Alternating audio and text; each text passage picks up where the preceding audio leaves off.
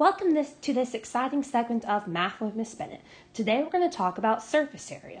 Surface area is the total sum of all of the 2D areas from a 3D figure. If you are given a net, surface area is quite simple.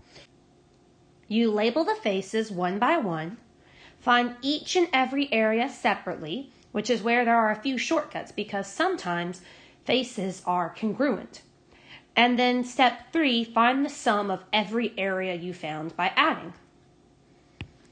So here is a rectangular prism. I have done my best to draw this to scale, but it is not perfect. We're going to start by labeling the faces. So I have face 1, 2, 3, 4, 5, and 6. You may notice that I skipped around a little bit because in a rectangular prism, face 1 and 2 should be the same. My drawing is not perfect, but they're supposed to be the same. They would be opposite each other, like faces 5 and 6 and faces 3 and 4. Now, for those missing measurements, we need to use what we know about the shape. When we fold this up into a rectangular prism, this 2-inch side length is going to fold up to and touch this side length.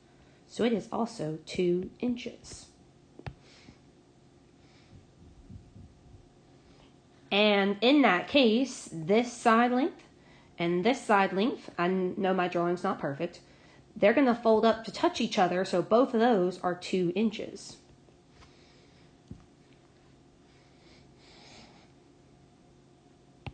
And this side length down here, the length of the rectangle, is the same length of the rectangle up top. So I can just use that measurement all the way down for all of these rectangles. So let's start finding some areas. Face 1. Face 1 is a 9 by 2. Face 2. Face 2, if you look at the measurements, is the same 9 by 2.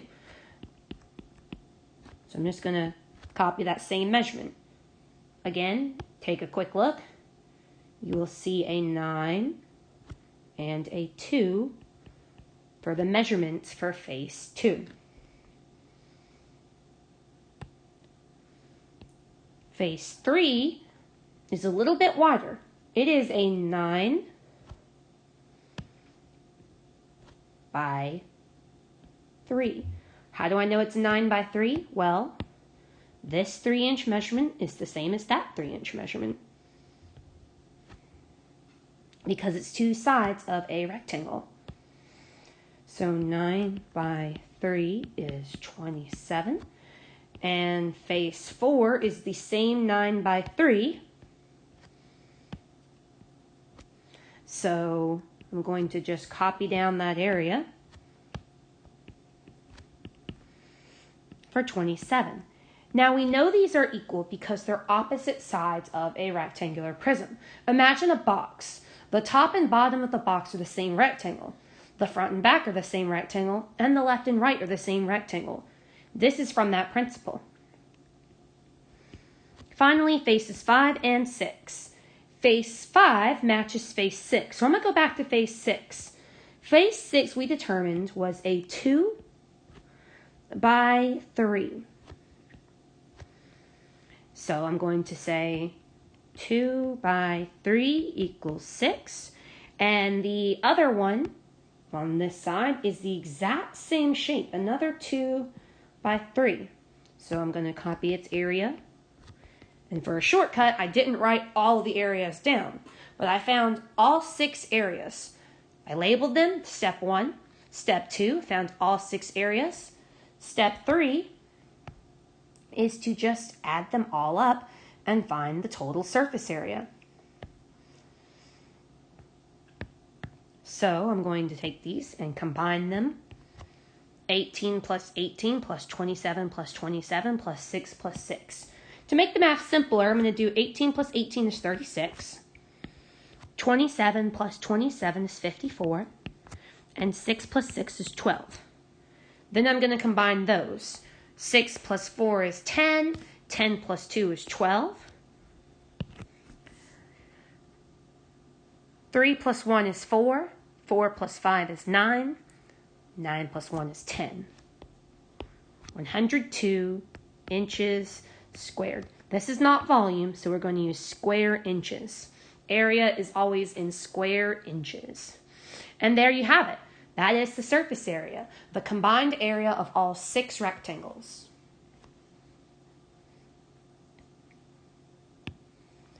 Here's a square pyramid. We are only given a few measurements here. One of the things we need to know, we must know that in a square pyramid, all the triangles must be congruent. They're all touching the exact same square side lengths. So we're going to label our faces. Here's triangle 1, triangle 2, triangle 3, and triangle 4. And then I'm going to label these squares 5.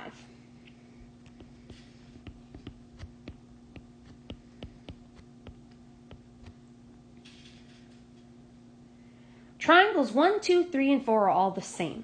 So let's find their measurements. Their base is 6 because it shares the same 6 as the length of the square, or the height of the square. And their height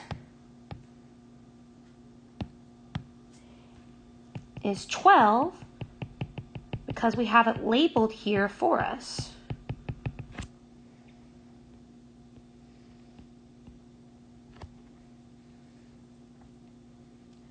So we're going to say 6 times 12. And don't forget that for triangle areas, you have to divide by 2. 6 times 12 is 72. Half that and you get 36. Based on what we know about those triangles, all 4 have to be equal because they are all touching the same square, which has 4 equal or congruent sides. So I'm just going to copy that area all the way down.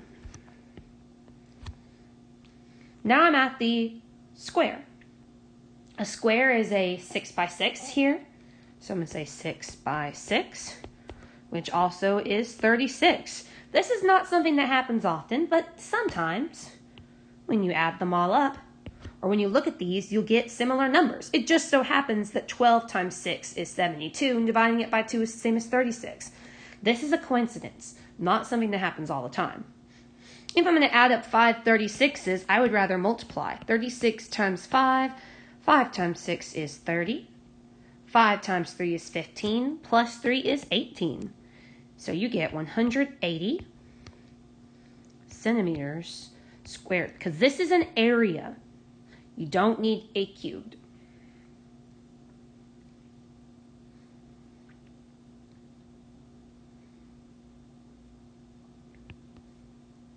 Our next shape is a triangular prism. In a triangular prism, the 2 triangles are always congruent. That's because they are both copies of the base. Even though you often see triangular prisms laying on their side on the rectangles, they should be standing up tall on top of their triangles. So let's label these faces. I'm going to make the fatter rectangle in the middle 1. Then 2 and 3. This one's going to be 4. And this one's going to be 5.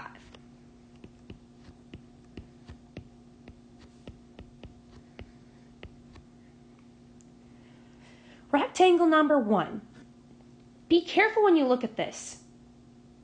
I drew this picture a little bit better than last time, but you can see that the rectangle in the middle has a measurement of 12 for the base of the triangle and the length of that rectangle, or the width.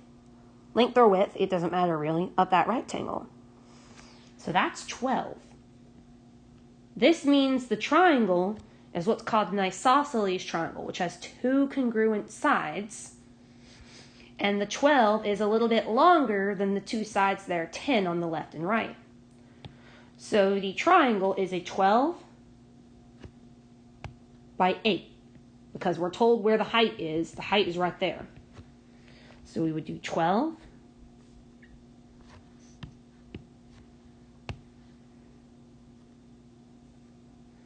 I'm going to put it on the 4. 12 by 8 divided by 2.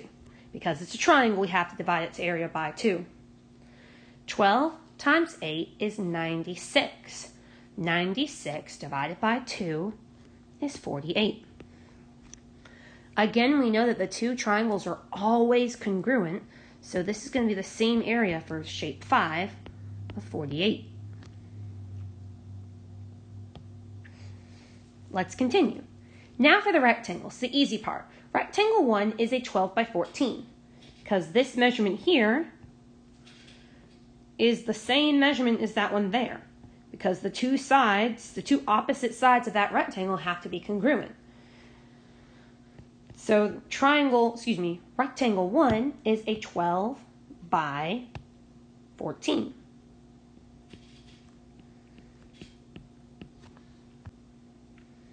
Twelve times 14 is 168. Now, before you go assuming that these rectangles are all congruent or all equal in size and shape, we need to check it. We'll notice that these rectangles are a 10 by 14 and a 10 by 14. They all share that same height because they're all connected by the same height of their rectangles.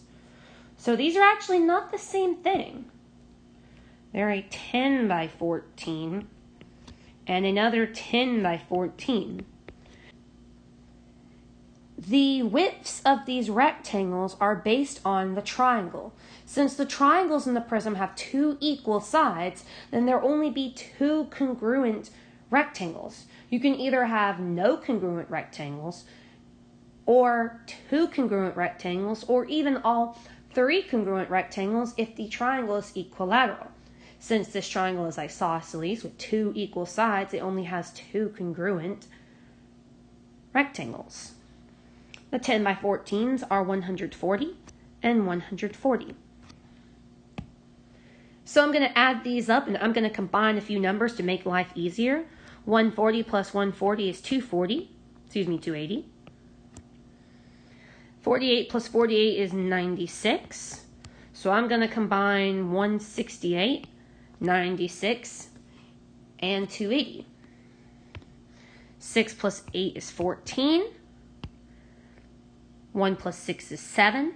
7 plus 8 is 15. 15 plus 9 is 24. 2 plus 1 is 3. Plus 2 is 5. And there's nothing to add in the 100s place next to 96.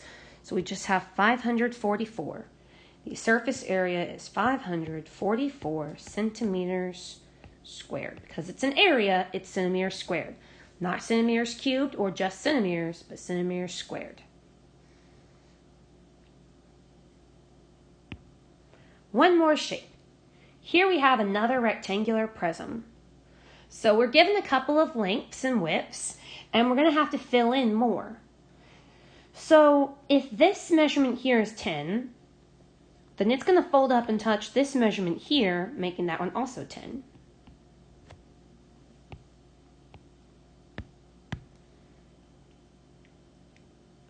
This 12, notice that the same length is shared across every single rectangle in that stack. So all of these are going to be 12.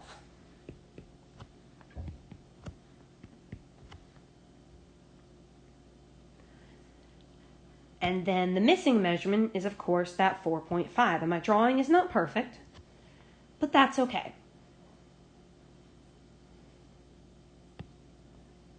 This side must also be 10 because it'll touch that side, and that side is opposite a rectangle. Looks like we've got everything sorted out, except just keep in mind that this rectangle here is the same as that rectangle there, because they would be opposite each other. So I'm just going to copy those measurements, 10 and 4.5. So let's do this one. I'm going to label this one in a different color. I've started using up my colors. 1, 2, skipping because 1 and 2 are the same rectangle. 3, 4. 3 and 4 are the same rectangle. 5, 6.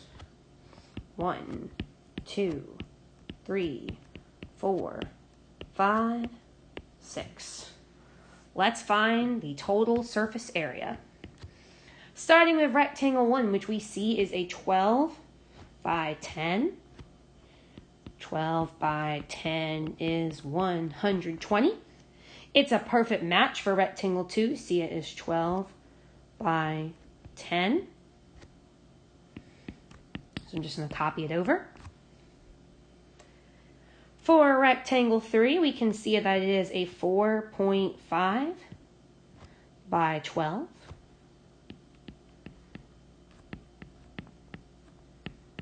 Now, multiplying 4.5 by 12 shouldn't be too bad.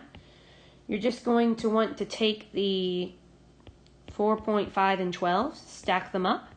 Pretend the decimal's not there while you multiply. 2 times 5 is 10. 2 times 4 is 8. 8 plus 1 is 9. Throw in a placeholder. I like to put a smiley face on my placeholders. Get rid of anything you borrowed or carried. Anything you carried. 1 times 5 is 5. 1 times 4 is 4. Add these up. 0, 14, and 5. Now it's not 540. We've got one decimal place in our answer. Our problem, so we need one decimal place in our answer. Move it to here. So it is 54. And if you think about it, 12 times 4 is 48. 12 times 5 is 60. Between 48 and 60, you have 54. Rectangles 3 and 4 have the exact same measurements. Please note that rectangle 4 is another 12 by 4.5. So I'm going to take that and copy its area straight down. Again, another 54. For our last pair of rectangles, we're going to see that their measurements are a 10 by 4.5.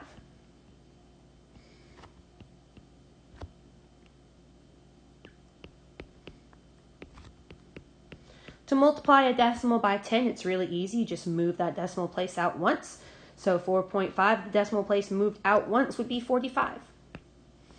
And we determined that these two rectangles I colored in yellow are the same rectangle because they would be opposite each other on the box or rectangular prism. So I'm going to copy down its area. Before I find my sum, I'm going to clean this up just a little bit.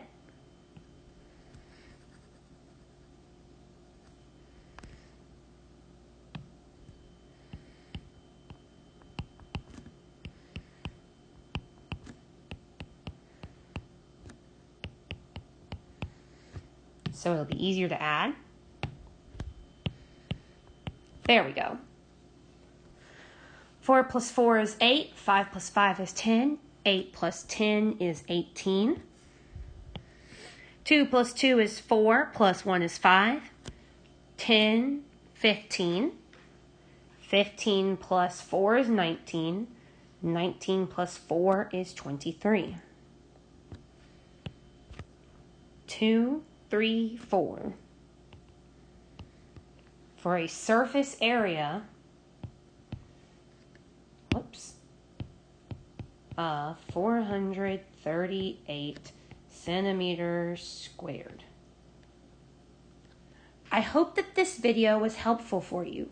Keep in mind that finding surface area is as simple as adding up all the faces of the net, which is a lot of work and a lot of steps, but it's not too hard. The worst part is how easy it is to make a mistake while you're adding up so many different numbers.